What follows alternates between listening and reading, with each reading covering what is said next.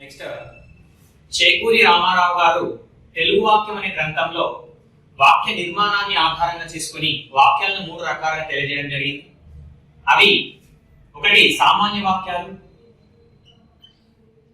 సామాన్య వాక్యం, 2 సంక్లిష్ట వాక్యం, 3 సంయుక్త వాక్యం. 3 సంయుక్త వాక్యం. ఈ 3 రకాలను మనకు పూర్తిగా తెలుగు వాక్యం అనే గ్రంథంలో తెలియజేయడం జరిగింది. అందులో ఫస్ట్ వన్ సామాన్య వాక్యం. సామాన్య వాక్యం. సామాన్య వాక్యం అంటే ఒకే ఒక క్రియాపదాన్ని కలిగి ఉన్నటువంటి వాక్యాలను సామాన్య వాక్యం అని పిలవడం జరుగుతుంది. అంటే ఒకే ఒక క్రియాపదాన్ని కలిగి ఉండాలి, ఆ క్రియాపదం కూడా సమాపక క్రియ అయి ఉండాలి. అంటే ఒకే ఒక సమాపక క్రియను కలిగి ఉండే వాక్యాలు సామాన్య వాక్యాలు చెప్తారు. ఓకే, ఒకవేళ వాక్యంలో క్రియ లేకపోయినప్పటికీ అంటే ఉంటే ఒకే క్రియ ఉండాలి, ఆ క్రియాపదం కూడా సమాపక క్రియ అయి ఉండాలి. అంటే వాక్యాన్ని పూర్తి చేసేటువంటి క్రియారూపాలు అనేవి ఉండాలి. లేదా క్రియ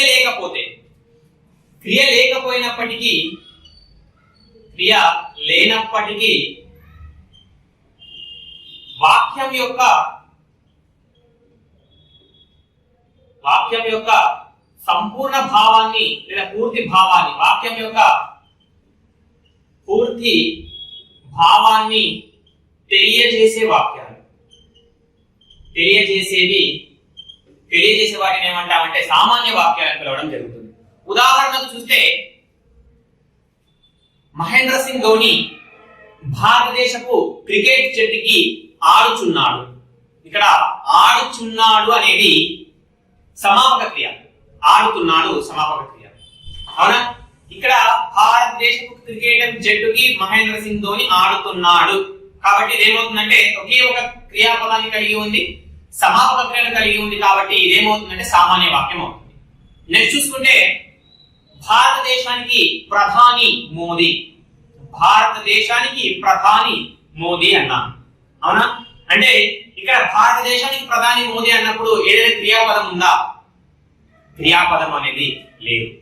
కాబట్టి క్రియ లేకపోయినప్పటికీ భారతదేశానికి ప్రధాని మోదీ అన్నప్పుడు నీకు అందులో ఆ వాక్యంలోని భావం అనేది నీకు అర్థం అవుతుంది, అవునా? ఈ విధంగా క్రియ ఉంటే ఒకే ఒక సమాపక క్రియ కలిగి ఉండాలి. క్రియ లేకపోయినప్పటికీ ఒకే ఒక సంపూర్ణ భావాన్ని, అంటే క్రియ లేకపోయినప్పటికీ సంపూర్ణమైనటువంటి పూర్తి భావాన్ని తెలియజేసే వాక్యాలను ఏమంటాము అంటే సామాన్య వాక్యాలను పిలవడం జరుగుతుంది. సామాన్య వాక్యాలు అనేవి వాక్య రూపంలో ఉండవచ్చు, పద రూపంలో ఉండవచ్చు, లేదా అక్షర రూపంలో ఉండవచ్చు. అంటే సార్ పద రూపంలో అక్షర రూపంలో ఉండే వాక్యాలు ఎలా అవుతాయి సార్ అంటే నేనేమన్నాను, పూర్తి భావాన్ని తెలియజేసేవి ఏవైనా సరే క్రియ లేకపోయినప్పటికీ వాక్యం యొక్క అంటే తెలియజేయాల్సిన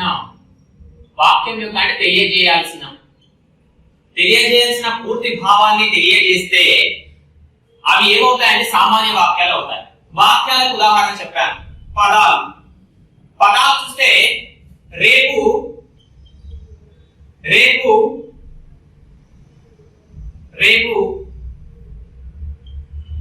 అన్నయ్య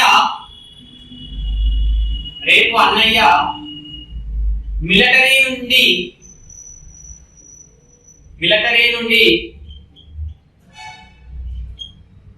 వస్తాడు కదా అని తమ్ముడు అంటే కొడుకు అమ్మని అడిగినప్పుడు ఏమని అడిగాడు?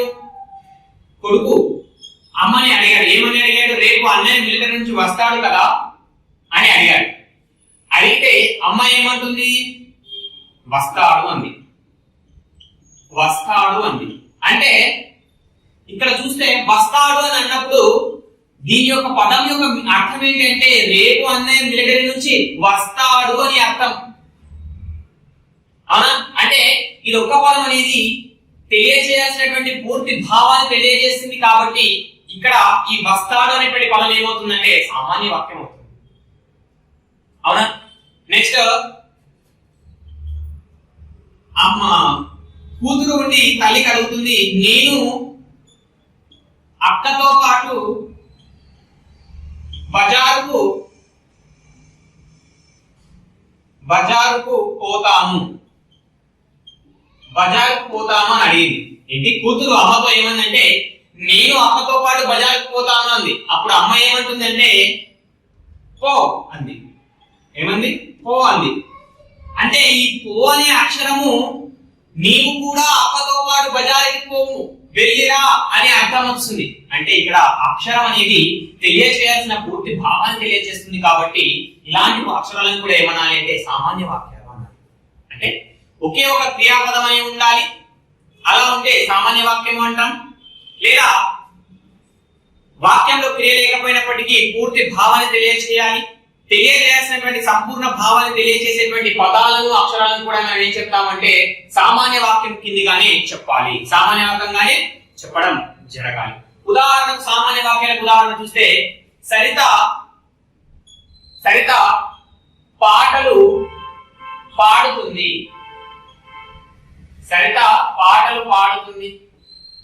ఇక్కడ పాడుతుంది అనేటువంటి ఒకే ఒక సామాన్య క్రియ సమాపక క్రియ ఉంది కాబట్టి దాన్ని ఏమంటామంటే సామాన్య వాక్యము అంటాం.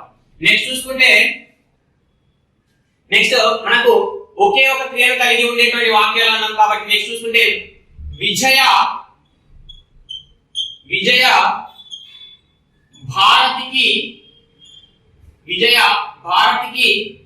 చీరను ఇచ్చింది. ఇక్కడ ఇవ్వడం అనేటువంటి క్రియ జరిగింది, అవునా? నెక్స్ట్ ఇంకొక ఉదాహరణ తీసుకుంటే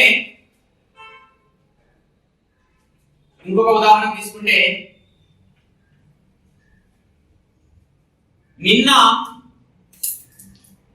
హైదరాబాద్ లో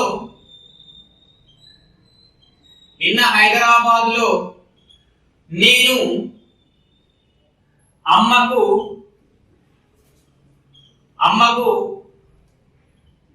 నగలను కొని ఇచ్చాను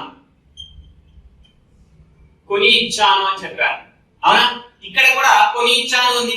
అంటే ఒకే ఒక సమాపక క్రియ ఉంది కాబట్టి ఈ వాక్యం కూడా ఏమవుతుందంటే సామాన్య వాక్యం అవుతుందని చెప్పవచ్చు. అంటే ఇక్కడ చూసుకుంటే సరిత పాటలు పాడుతోంది. అవునా? ఎవరు పాడుతున్నారు? మనం చివరకు ఇంతకు ముందే మనం చెప్పుకున్నామండి. చేకూరి రామారావు గారు వాక్యానికి ఇచ్చినటువంటి తెలియజేసిన లక్షణాల్లో భాగంగా ఎవరు అని కర్తను, ఎవరిని, దేనిని, వేటిని అని ప్రశ్నించి కర్మను, ఏమి జరిగింది, ఎలా జరిగింది అని ప్రశ్నించి క్రియను తెలుసుకోవాలి అని చేకూరి రామారావు అన్నారు. నేను వాక్యం దగ్గరికి వెళ్ళి పాడుతుంది కదా ఎవరు అని అడిగారు. ఎవరు పాడుతుంది అంటే ఎవరు అనే ప్రశ్నకు సమాధానం వచ్చింది కాబట్టి ఎవరు? సరిత. కాబట్టి సరిత ఏమవుతుందంటే కర్త అవుతుంది. ఎవరు? మళ్ళీ అదే వాక్యం దగ్గరికి వెళ్ళి అడుగుతున్నాను, పాడుతుంది దేనిని పాడుతోంది? అవునా? దేనిని పాడుతోంది అన్నప్పుడు పాటలు అని వచ్చింది కాబట్టి దేని అనే ప్రశ్నకు సమాధానం వచ్చినప్పుడు దాన్ని ఏమనాలంటే కర్మ అనాలి. అవునా? సరిత ఏమి చేసింది? అవునా? ఏమి చేసింది అంటే పాడుతుంది, దీన్ని క్రియ అంటాం. ఏమి జరిగింది, ఏమి ప్రశ్నించినప్పుడు సమాధానం వచ్చింది కాబట్టి క్రియ. ఈ విధంగా వాక్యంలో ఉండేటువంటివి పదాలు అనేవి సాధారణంగా కర్త కర్మ క్రియ రూపంలో ఉంటుంది.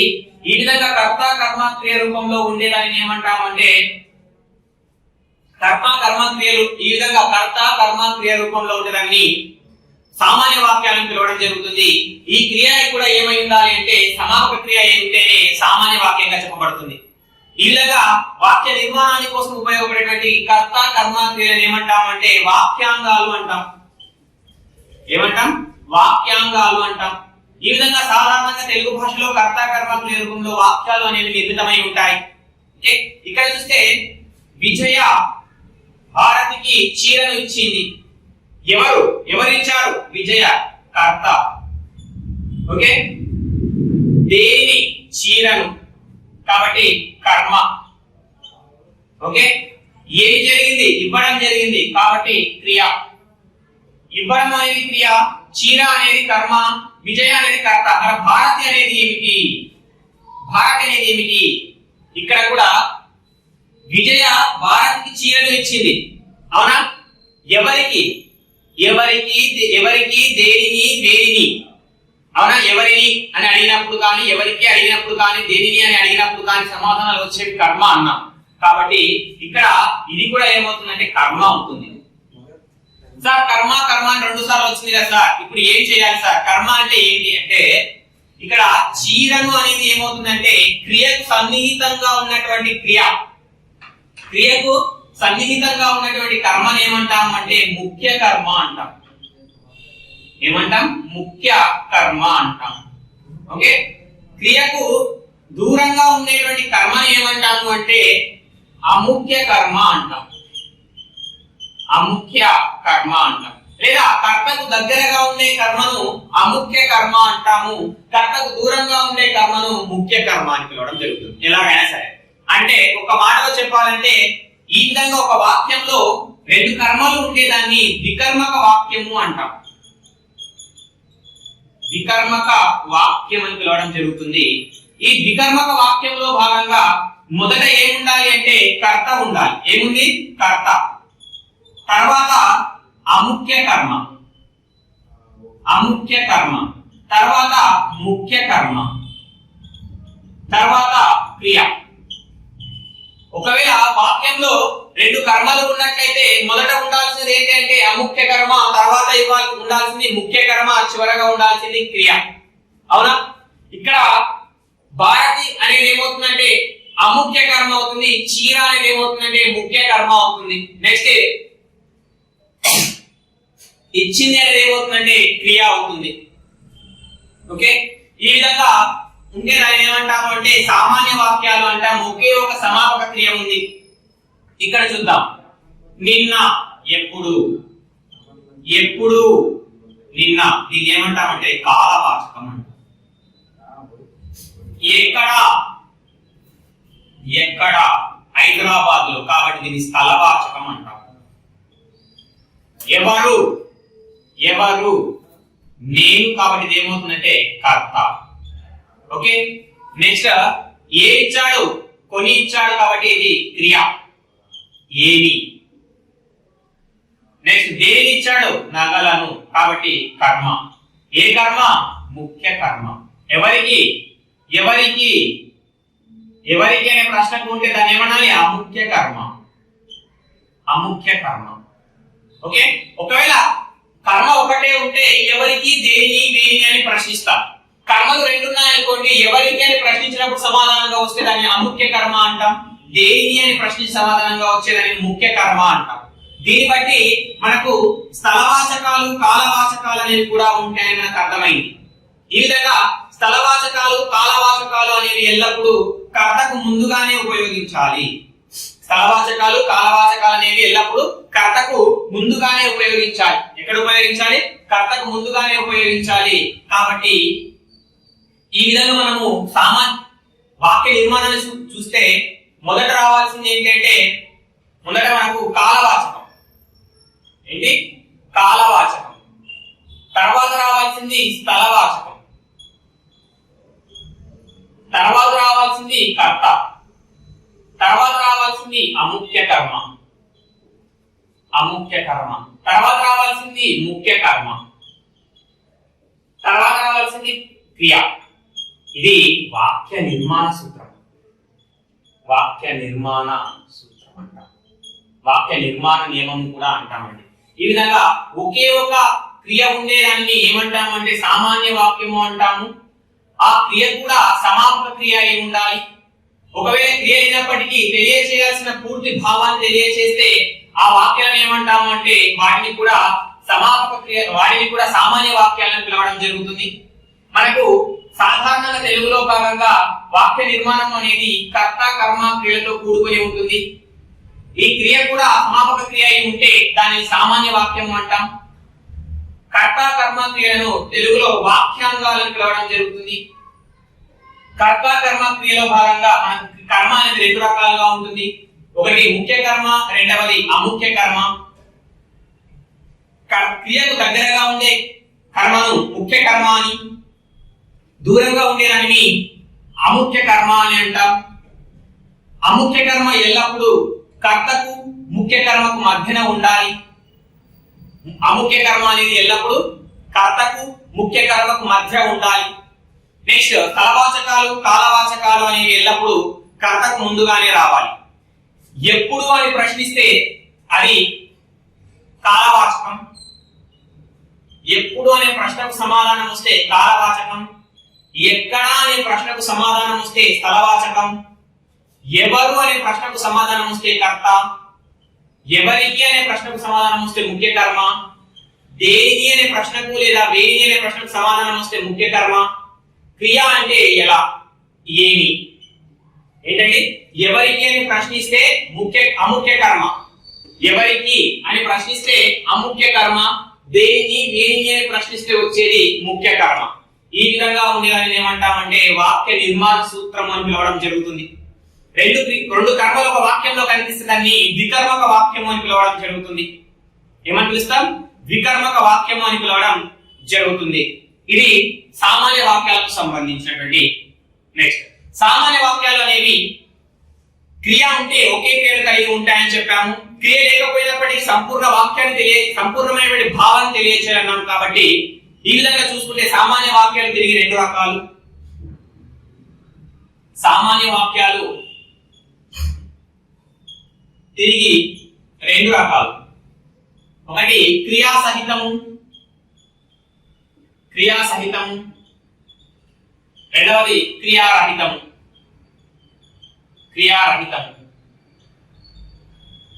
క్రియాసహితము, రెండవది క్రియారహితము. ఈ క్రియారహిత వాక్యాలను ఏమంటామంటే నామాఖ్యాన వాక్యాలు అంటాం, లేదా తులనాత్మక వాక్యాలు అంటాం.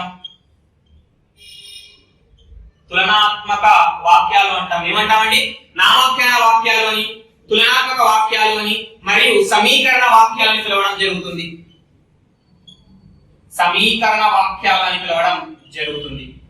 ఏంటండి, క్రియారహిత వాక్యాల్లో భాగంగా క్రియ ఉండదు కాబట్టి మనకు ఈ వాక్యాలను ఏమంటామంటే నామాఖ్యాన వాక్యాలు అంటాం. లేదా తులనాత్మక వాక్యాలు అంటాం, లేదా సమీకరణ వాక్యాలను పిలవడం జరుగుతుంది. నెక్స్ట్ క్రియ ఉంటుంది కాబట్టి వీటిని క్రియాఖ్యాన వాక్యాలు అంటాం. క్రియాఖ్యాన వాక్యాలు అంటాం. లేదా ఇక్కడ మనకు ఈ క్రియ ఉండడం వలన ఆ క్రియ అనేది భూతకాలంలో జరిగిందా, వర్తమాన కాలంలో జరిగిందా, భవిష్యత్ కాలానికి చెందిందా అనేది ఆ క్రియాపదాన్ని ఆధారంగా చేసుకొని చెప్పవచ్చు. కాబట్టి ఈ వాక్యాన్ని ఏమంటాము అంటే కాలసహిత వాక్యాలను కూడా చెప్తామండి. కాలసహిత వాక్యాలను చెప్తాం. నెక్స్ట్ కర్తను ఆధారంగా చేసుకుని మనము కర్తను ఆధారంగా చేసుకుని చెప్పడానికి వీలవుతుంది కాబట్టి దీనిని లింగ బోధక వాక్యాన్ని కూడా చెప్పడం జరుగుతుంది. లింగ బోధక వాక్యాలు, లింగ బోధక వాక్యాలు లింగాన్ని ఆధారంగా చేసుకుని మనము ఏ పురుషలో ఉంది, ప్రథమ పురుషలో ఉందా, ఉత్తమ పురుషలో ఉందా, మధ్య పురుషలో ఉందా కూడా చెప్పడానికి వీలుగా ఉంటుంది కాబట్టి వీటిని పురుష బోధక వాక్యాలను కూడా పిలవడం జరుగుతుంది. పురుష బోధక వాక్యాలు. క్రియాసహిత వాక్యాలకి క్రియాఖ్యాన వాక్యాలు అని, కాలసహిత వాక్యాలు అని, లింగ బోధక వాక్యాలు అని, పురుష బోధక వాక్యాలు అని పిలవడం జరుగుతుంది. క్రియ ఉంటుంది, ఇక్కడ క్రియ ఉండదు. నెక్స్ట్ క్రియాసహిత వాక్యాలు తిరిగి మళ్ళీ రెండు రకాలు. కర్త సహిత వాక్యాలు, కర్త సహిత వాక్యాలు అంటే కర్తృ సహిత వాక్యాలు, దీన్ని కర్తృరహిత వాక్యాలు. కర్తృరహిత వాక్యాలు ఇక్కడ కర్తృ సహిత వాక్యాలకు మాత్రమే లింగ బోధక మరియు పురుష బోధక అనేది ఉంటుందండి. ఇక్కడ క్రియ ఉంటుంది, ఇక్కడ కూడా క్రియ ఉంటుంది, కానీ ఇక్కడ కర్త అనేది ఉండదు, ఇక్కడ కర్త అనేది ఉంటుంది. కాబట్టి కర్త సహిత అంటున్నాం, ఇక్కడ కర్త రహిత అని పిలవడం జరుగుతుంది. ప్రతిదానికి ఒక ఉదాహరణ ఇస్తూ మళ్ళీ మాట్లాడదామండి. ఇక్కడ కర్త కనిపిస్తుంది కాబట్టి పురుష బోధక వాక్యాలని చెప్పవచ్చు, లింగ బోధక వాక్యాలని కూడా చెప్పవచ్చు. క్రియా సహిత వాక్యాలకి మళ్ళీ మూడు రకాలు. ఒకటి సకర్మక వాక్యాలు అని, అకర్మక వాక్యాలు అని, ప్రేరణార్థక వాక్యాలు అని. ప్రేరణార్థక వాక్యాలు అని ఈ విధంగా సామాన్య వాక్య రకాలుగా చెప్తాం. క్రియా సహిత వాక్యాలు, క్రియారహిత వాక్యాలు. నెక్స్ట్ క్రియా సహిత వాక్యాలు తిరిగి కర్త సహిత వాక్యాలు అని, కర్త రహిత వాక్యాలు అని. కర్త సహిత వాక్యాలకి సకర్మక వాక్యాలు, అకర్మక వాక్యాలు, ప్రేరణాత్మక వాక్యాలని మళ్ళీ మూడు రకాలుగా వర్గీకరించడం జరిగింది. ఇది సామాన్య వాక్యాలు రకాలు. ఇందులో భాగంగా మనము క్రియా సహిత వాక్యం గురించి మాట్లాడుకున్నాం, అవునా? నెక్స్ట్ క్రియా సహిత వాక్యాలకు ఉదాహరణలు కూడా ఇచ్చుకున్నాం. దానిలో వికర్మక వాక్యాలు అంటామని, కాలవాచకాలు, స్థలవాచకాలు అని ఉంటాయని, అవి కర్తకు ముందుగానే ఉపయోగించబడాలి అని చెప్పడం జరిగింది. ఇది వాక్య నిర్మాణానికి సంబంధించి సూత్రం అనే విషయాన్ని కూడా చెప్పుకున్నామండి. ఓకే.